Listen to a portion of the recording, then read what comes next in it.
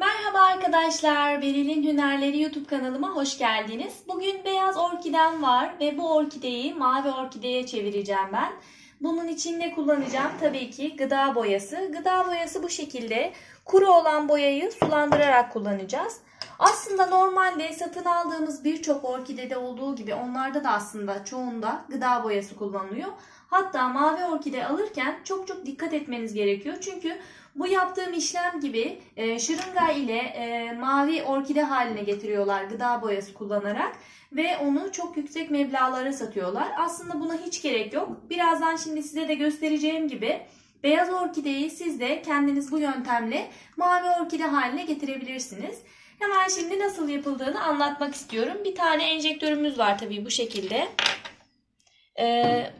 Çok az sulandıracağız kuru boyamızı. Sıvı gıda boyaları da var. Onlardan temin edebilirseniz onları da kullanabilirsiniz. Tabii farklı renklere de çevirebilirsiniz. Ben bugün mavi orkide elde etmek için mavi boya kullanıyorum. Bir miktar sulandırıyorum.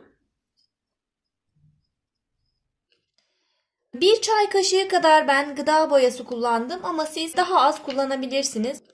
Evet, boyamızı erittik. Şimdi hemen şırıngayla boyamızı çekeceğiz. Bu şekilde boyamı hazırladım. Sıvı hale getirdikten sonra enjektör içine aldım. 4 milim kadar kullandım. Yaklaşık 3-4 milim kadar yeterli olacaktır. Hemen şuradan boğumunu göstermek istiyorum size. Alttaki boğumlardan yapmıyoruz arkadaşlar. Şu üst kısımdan yapmanız yeterli olur. Bakın şu boğumdan itibaren yapabiliriz. Bu şekilde orkidenin üzerine takıp bekliyoruz. Daha sonra zaten rengi yavaş yavaş kendiliğinden dönmeye başlayacak. Bunun süresi değişiyor. Yaklaşık 12 saat kadar bir süreçte tamamen mavi orkide haline gelebiliyor. Tabii bu sizin zevkinize bağlı, tercihinize bağlı. İsterseniz daha az bir sürede bekletebilirsiniz. Yaklaşık 1 saat sonra orkidenin rengi mavileşmeye başlıyor. Şu ana kadar 8 saat geçti. Beyaz ve mavi arasındaki farkı görebilirsiniz zaten. Bakın mavi orkidenin orta kısmında artık iyice mavileşmeye başladı. Bu süreçten sonra yeterli buluyorsanız rengini bu şekilde kalabilir. Yeterli bulmuyorsanız bir müddet daha devam edebilirsiniz. Yaklaşık 9 saat kadar beklettikten sonra daldaki enjektörü aldım ve şimdi diğer dala aynı işlemi uygulayacağım.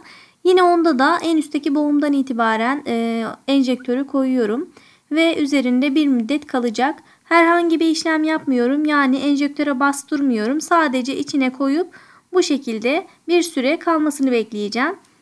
Gördüğünüz gibi mavi orkidemiz hazır arkadaşlar. Bakın 2 dalına da uyguladım. İsterseniz siz daha fazla bekleterek daha mavi olmasını, daha koyu olmasını sağlayabilirsiniz.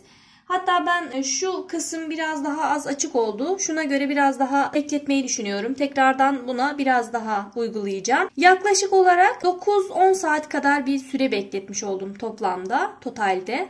Yani 9 saat bir dalı, 9 saat hemen hemen bir dalı bekletmiş oldum. Uygulama şeklimi gördünüz az önce de belirtmiştim. Üzerine takıyorum. Yani bastırma ya da sıkma gibi bir işlem yapmıyorum. Buna gerçekten gerek yok. Üzerine taktığınızda zaten yavaş yavaş kendiliğinden işliyor içerisine doğru. Toplam olarak da yaklaşık 1 milim kadar gıda boyası kullandım. Yani ben biraz fazla çekmiştim ama 1 milim yeterli oldu bu orkidemiz için. Sonrasında da şöyle ıslak mendille buralara sürülen boyaları, gıda boyasını temizleme işlemini yapabilirsiniz. Zaten inanın aldığımız orkidelerin de birçoğuna bu şekilde hileler karıştırarak bize satıyorlar ve normal bir beyaz orkideyi mavi orkideye göre yarı fiyatına satın alabilirsiniz. Aldığınız orkideleri de özellikle şu kök kısımlarından itibaren yaptıkları için siz bunun tam olarak farkına da varamıyorsunuz. Yani mavi orkide mi beyaz orkide mi çok dikkat etmeniz gerekiyor bu konuda. Bu şekilde dediğim gibi beyaz orkideyi alıp mavi haline getirebilirsiniz. Ben çok fazla bekletmek istemedim çünkü benim rengi gayet hoşuma gitti. Daha fazla bekleterek dediğim gibi biraz daha mavi olmasını sağlayabilirsiniz. Bu uygulamayı yaparsanız eğer bir dahaki çiçeklenme sürecini tabii ki bu boya etkilemeyecektir. Bu konuda da içiniz rahat olsun. Yani tekrar çiçeklendiğinde bu yine beyaz orkide olarak çiçek açacaktır. Boyamanız bunu değiştirmez.